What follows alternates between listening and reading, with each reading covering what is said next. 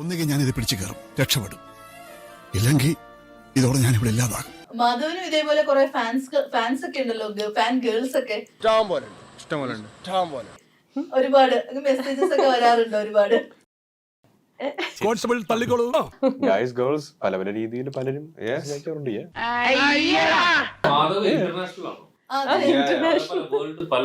എന്തോ കുത്തി പറയുന്ന പോലെ എനിക്ക് ഫീൽ ചെയ്യുന്നുണ്ട് കേട്ടോ.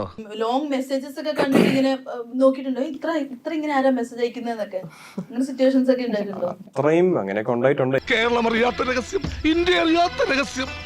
ഇനി ഞാനത് മറച്ചു വെക്കുന്നില്ല. ഒന്ന് തള്ളിക്കേ കുഞ്ഞുഷ. എനിക്കൊരു ഈ സ്പീഡിൽ ഒരു 100 തവണ സ്ക്രോൾ ചെയ്തിട്ടും തീർന്നില്ല. ഒരു വർഷത്തിന് എത്ര മെസ്സേജസ് വന്നേ. നീ എന്ത് തേങ്ങയാണ് പറയുന്നേ? I think it was a girl.